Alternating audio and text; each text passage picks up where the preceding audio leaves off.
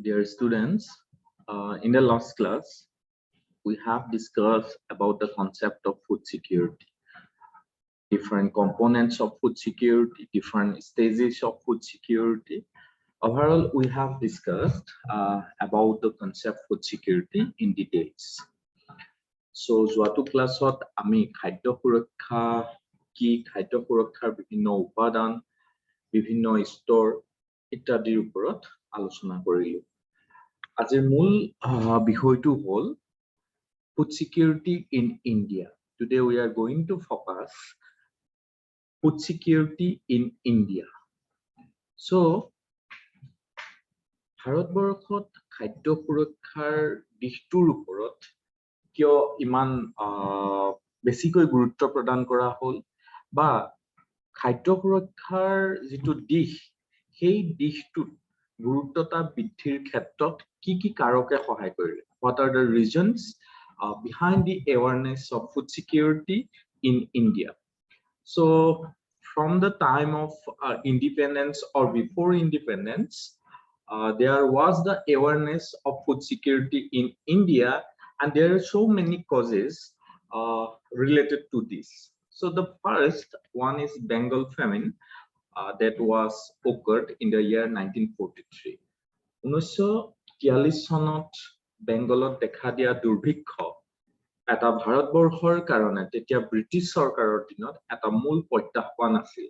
So খাদ্য সংকটত ভাৰতবৰ্ষ সেইটো সময়ত খাদ্য সংকটে দেখা দিছিল বেংগলত, আৰু ইয়াৰ ফলশ্ৰুতিত লাখ লাখ মানুহ মৃত্যুৰ মুখত পৰিছিল।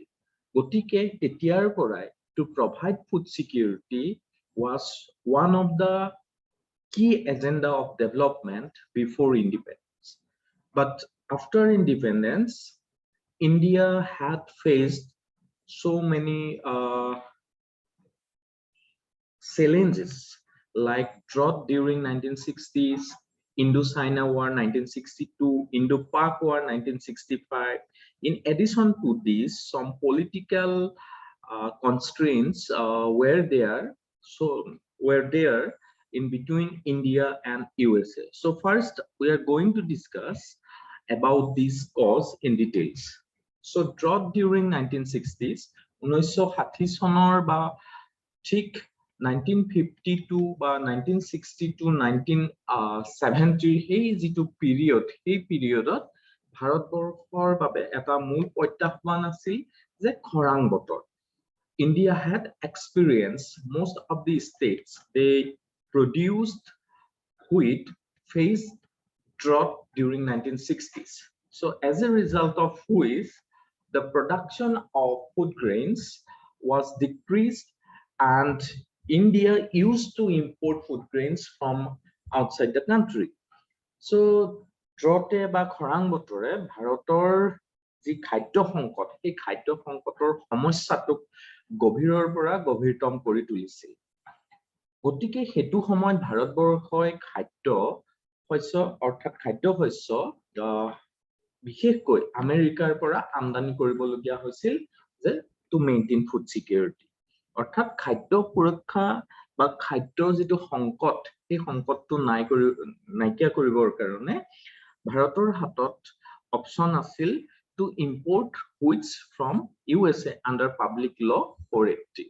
But during 1960 to 1970s or after 1965, there was political misunderstanding between, or political some bad situation were arise at the time between USA and India, and USA stopped or restricted the food aids to India at the time.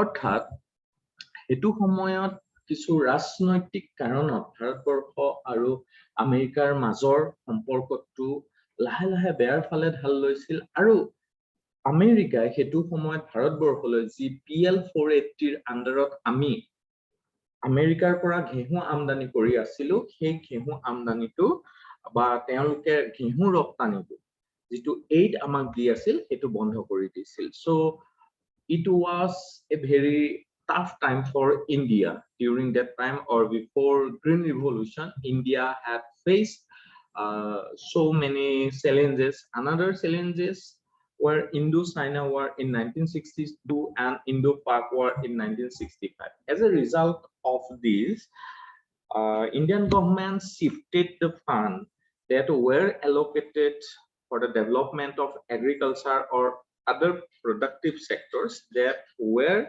shifted to the defense sector. As a result of which, the productivity of Indian agriculture had decreased during that period. অৰ্থাৎ ভাৰতবৰ্ষৰ যিখিনি সম্পদ কৃষি ক্ষেত্ৰৰ বা অন্যান্য উৎপাদনশীল খণ্ডৰ বাবে ধাৰ্য কৰা হৈছিল, তেনে সম্পদসমূহ প্ৰতিৰক্ষা খণ্ডলৈ সেইটো সময়ত স্থানান্তৰ কৰিবলগীয়া হৈছিল due to this two war, এই দুখন যুদ্ধৰ কাৰণে। সেইটোৰ কাৰণে ভাৰতবৰ্ষৰ যিটো কৃষিৰ উৎপাদনশীলতা ডিউৰিং 1960s ক্ৰমান্বয়ে কমি আহিছিল। সো এই সকলোবিলাক কাৰণত ভাৰতবৰ্ষৰ কাৰণে খাদ্য সমস্যাটো এটা গভীৰ সমস্যা হৈ পৰিছিল আৰু ভাৰতবৰ্ষই ফুড সিকিউৰিটিৰ কাৰণে বিভিন্ন ধৰণৰ পদক্ষেপ হাতত ল'বলগীয়া হৈছিল। নেক্সট, আমি যেহেতু ফুড সিকিউৰিটি ভাৰতবৰ্ষৰ ক্ষেত্ৰত আলোচনা কৰিবলৈ গৈছো, ফুড সিকিউৰিটিৰ বৰ্তমান পৰিস্থিতি বা status of food security in India experiment কৰিবলৈ যাওঁতে আমি কিছুমান দিশৰ ওপৰত গুৰুত্ব প্ৰদান কৰিব লাগিব। So in the next slide, food security in context to India. So প্ৰথম কথাটো হ'ল আমি production আৰু availability of food grains এইটো দিশৰ ওপৰত গুৰুত্ব আৰোপ কৰিব লাগিব। আমি চাব লাগিব যে ভাৰতবৰ্ষত প্ৰয়োজনৰ জোখাৰে উৎপাদন হৈছে নে নাই বা মানুহে এসেস কৰিব পাৰিছে নে নাই। So production and availability of food grains is very important to experiment the status of food security in India. If you look into the trend of production over the years, then what we find or what we found that the production of food grains have been increasing just after 1966 due to the implementation of Green Revolution in India. 1966 চনৰ পাছৰ পৰা যদি চাওঁ তাৰ আগলৈকে 1951 চনত আমি দেখা পাওঁ food grain production আছিল 51 million tons, and recently in 2009 it has increased to 284.95 million tons. It indicates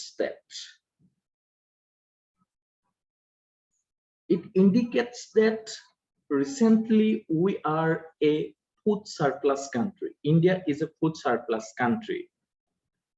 In 1951, in 1971, more or less, India was a food deficit country, but right now, India was a food surplus country. If you taken into consideration the per capita net availabilities of food grains per day in India, it has also increased. There is improvement regarding the per capita net availabilities of food grains in India. So in the year 1951, the per capita net availability of food grains per day in India was 394.9 gram per day. But in 2008, it has increased to 484.3 grams per capita net availability of food grains per day in India. We have seen some improvement regarding the per capita net availability of food grains in India. However, the performance of per capita net availability of pulses per day in India is not quite satisfactory. In 1951, the per capita availability of pulses was 60.7 gram per day, and in 2018 it has decreased to 54.5 grams only. So pulses is very important with food grains to get food security or to get some proteins. So we need to focus on the production of pulses. So from the side of pulses, till now, the per capita net availability is not satisfactory. However, there is quite improvement from after 2001. So this line shows that the production of food grains from 1951 to 2019. So the basic or the main cause of improvement of food grain production in India was the implementation of food grains during 1966. Use of chemical fertilizers, irrigations, SYV seeds helped India to improve its productivity. So this is all about the production and availability of food grains. And from these slides, we can say that India have sufficient amount of production regarding food grains. So in the next slide, we need to focus on the procurement of food grains. So when we are talking about the procurement of food grains, অর্থাৎ খাদ্য শস্য সংগ্ৰহৰ ক্ষেত্ৰত যদি আমি লক্ষ্য কৰো তেতিয়াহলে আমি দেখা পাম যে ইণ্ডিয়াত এটা এজেন্সি আছে, গভৰ্ণমেণ্ট এজেন্সি, তাক কোৱা হয় food corporation of India. So food corporation of India used to procure the food grains from the farmers, mainly wheat and paddy, through different price support schemes. There are so many price support schemes regarding the procurement of food grains in India, and the Food Corporation of India till now plays vital role to develop the procurement of food grains in India. Basically, there are two concepts we need to know regarding the procurement of food grains. First, procurement price, and the another one is minimum support price. When we are talking about the procurement price, it is the price at which government purchases the crop after harvesting. The main difference between procurement price and MSP is that MSP is declared before sowing, while PP, that means procurement price, is declared after harvesting. সংগ্ৰহিত মূল্যটো হল এটো মূল্য যেটো মূল্য দি গভৰ্ণমেণ্টে ফাৰ্মাৰ্ছৰ পৰা বা কৃষকসকলৰ পৰা খাদ্য শস্য সংগ্ৰহ কৰে। So procurement price to সাধাৰণতে after harvesting ঘোষণা কৰা হয়, আৰু after harvesting procurement price to ঘোষণা কৰা হয়। আৰু minimum support price অৰ্থাৎ যেটো আমাৰ নিম্নতম সমৰ্থিত মূল্য বা ন্যূনতম সমৰ্থিত মূল্য বুলি কওঁ, এটো before sowing অৰ্থাৎ ৰুৱাৰ আগতে খাদ্য শস্যৰ খেতি কৰাৰ আগতে ঘোষণা কৰা হয় MSP টো। গতিকে procurement price দি গভৰ্ণমেণ্টে ফাৰ্মাৰ্ছৰ পৰা কৃষকসকলৰ পৰা খাদ্য শস্য সংগ্ৰহ কৰে, আৰু MSP টো এটা বিফৰ sowing অৰ্থাৎ খাদ্য শস্য প্ৰসেসটো আৰম্ভ কৰাৰ আগতে, কৃষি প্ৰসেসটো আৰম্ভ কৰাৰ আগতে ঘোষণা কৰা প্ৰাইস। কিন্তু 1968 আৰু 69 চনৰ পাছৰ পৰা there is no difference. After 1968-69 there is no difference between procurement price and MSP, and MSP is usually considered as the procurement price. গতিকে 1968-69 চনৰ পাছৰ পৰা procurement price সংগ্ৰহিত মূল্য বা ন্যূনতম সমৰ্থিত মূল্যৰ মাজত কোনো পাৰ্থক্য নাইকিয়া হৈ গল। তাৰ পাছত চৰকাৰে যিখিনি খাদ্য শস্য অৰ্থাৎ ঘেঁহু হ'ব পাৰে, ধান হ'ব পাৰে, এনে খাদ্য শস্যসমূহ MSP দি অৰ্থাৎ ন্যূনতম সমৰ্থিত মূল্য দি কৃষকসকলৰ পৰা ক্ৰয় কৰে। গতিকে আমি এটো কলে ভুল হ'ব যে ফাৰ্মাৰৰ পৰা যেতিয়া সংগ্ৰহ কৰে যিটো পইচা ফাৰ্মাৰ্ছক দিয়ে সেই বা যিটো দাম ফাৰ্মাৰ্ছক দিয়ে সেইটো procurement price বুলি। 1968-69 আগলৈকে ঠিকে আছিল, কিন্তু বৰ্তমান সময়ত ন্যূনতম সমৰ্থিত মূল্যৰ জৰিয়তেহে ফুড কৰ্পোৰেচন অফ ইণ্ডিয়া কৃষকসকলৰ পৰা খাদ্য শস্য সংগ্ৰহ কৰে। সো মিনিমাম সাপোৰ্ট প্ৰাইস এটা খুব ইম্পৰ্টেন্ট বিষয় বা ইম্পৰ্টেন্ট কনসেপ্ট যে ইকোনমিক্সৰ ছাত্ৰ ছাত্ৰী সকলে জনাটো কোন বিশেষকৈ দৰকাৰী নহয়। এটো সকলো বৰ্গৰ মানুহে, সকলো শ্ৰেণীৰ মানুহে, ষ্টুডেন্টে হওক, এজন সাধাৰণ মানুহে হওক, এমএসপি কি জনাটো দৰকাৰ। গতিকে next we are going to focus on minimum support price. So first minimum support price বুলি ক'লে আমি কি বুজি পাম? The minimum support price is an agricultural product price set by the government of India to purchase directly from the farmers. Already আমি গম পাইছো যে কৃষকসকলৰ পৰা যিটো দাম দি গভৰ্ণমেণ্টে খাদ্য শস্য ক্ৰয় কৰে সেইটোকে আমি ন্যূনতম সমৰ্থিত মূল্য বুলি কওঁ। But there is slight difference or there is some other concept related to minimum support price. Minimum support price basically give assurance to the farmers that they will get the remunerative price of their products though the market price falls than the cost of their production. So it gives assurance, it gives incentive to the farmers to produce more. By definition, this rate is to safeguard the farmers to a minimum profit for the harvest. If the open market has lesser price than the cost incurred, the Indian government sets the price for 23 commodities twice a year. Rabi season and Kharif season, দুটা seasonত ন্যূনতম সমৰ্থিত মূল্যটো ঘোষণা কৰা হয়। প্ৰায় 23টা কৃষিজাত সামগ্ৰীৰ ওপৰত মিনিমাম সাপোৰ্ট প্ৰাইচ বা ন্যূনতম সমৰ্থিত মূল্য ঘোষণা কৰা হয়। কিন্তু মন কৰিবলগীয়া কথা যে বা ন্যূনতম সমৰ্থিত মূল্যই ফাৰ্মাৰ্ছ সকলক এটা নিশ্চয়তা প্ৰদান কৰে যে তেওঁলোকৰ যিখিনি খাদ্য শস্য উৎপাদন কৰিব বা কৃষিজাত দ্ৰব্য উৎপাদন কৰিব তাৰ এটা উপযুক্ত মূল্য তেওঁলোকে পাব। চৰকাৰে ঘোষণা কৰে যদিও বজাৰ মূল্য তেওঁলোকৰ কষ্ট অফ প্ৰডাকচনতকে কমি যায়।